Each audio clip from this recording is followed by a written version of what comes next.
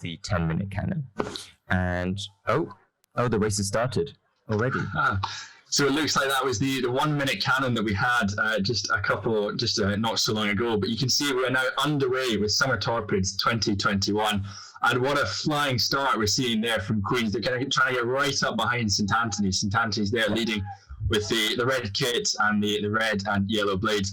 And already it looks to me, Adam, as if Queens, their second eight, are just starting to close the gap, but they're also pulling away from Lineker's second eight, who started in third place. What a fantastic start for Queens.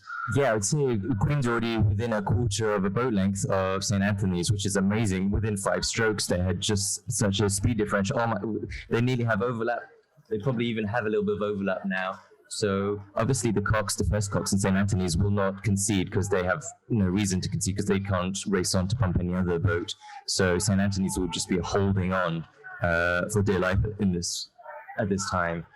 Here we're looking at New College coming up to Donny Bridge. And so they will be chasing University M3 in front of them. So looking upstream, looking into the gut, we see Univ catching up with St. Peter's in front of them.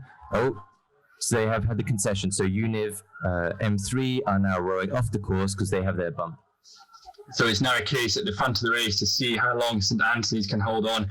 They've been bumped by Queens, but the question is, will Lineker's second eight be able to bridge that gap, close it down between St Anthony's, or will it be St Peter's chasing down Lineker further down the course? You see there on the screen, it is New College, their third eight, looking to try and bridge the gap, but out in front is what a spectacular sight that is, Adam. Just those 4 eights we've got on the screen heading down towards Longridge Boathouse, the next camera position we'll have on the screen.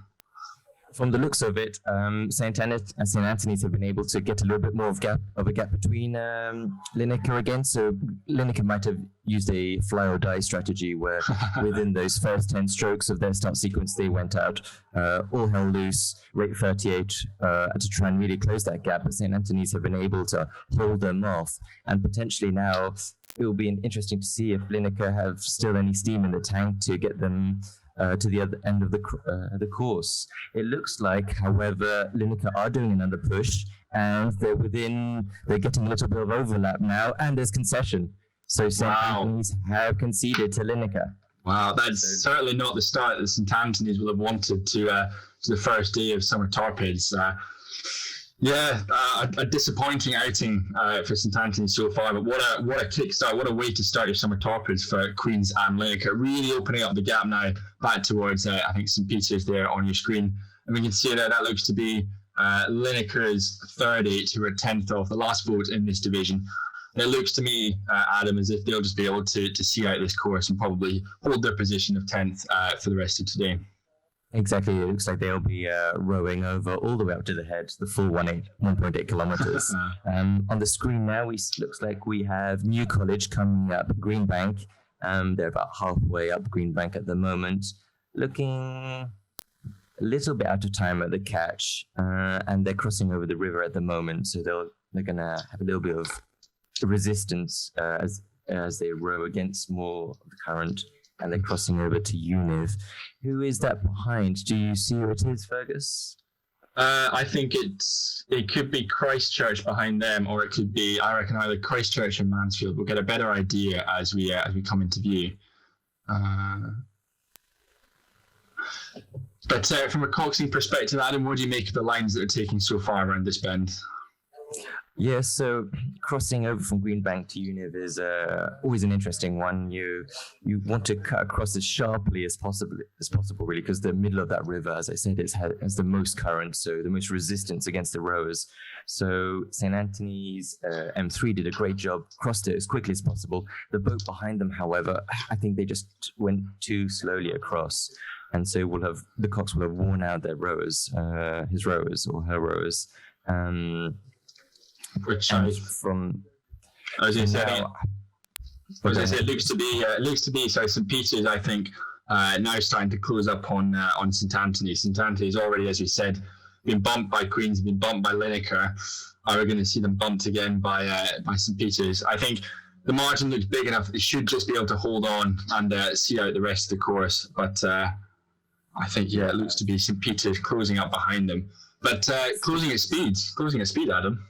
They are, but that's 3 or 4 boat lengths in between them, and the Clacker's only about 50 to 100 meters ahead of St. Anthony's. So I think so long as St. Anthony's can just get a few strong strokes in, they'll be home and safe.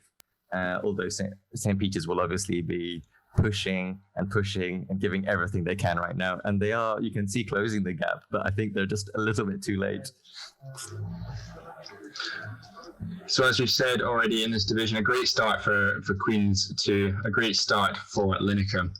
And we'll give you a quick name check on that Queens crew, who we reckon got the first bump of 2021. That would be Queens' second boat, as we said.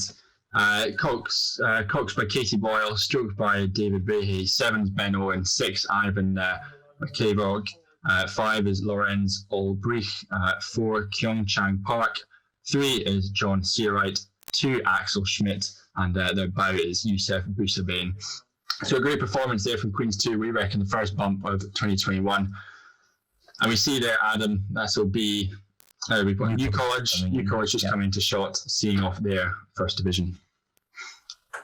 Exactly, and I think that's Mansfield on the right of the screen that have clearly bumped and just trying to stay out of the racing line. They must have bumped New College, in fact, ahead of them. Yeah, exactly. So no, it looks like St. Anthony's just escaped in the end, and St. Peter's did not get that bump at the top of the division. Oh, sorry, not the top of the division, but at the head of the river.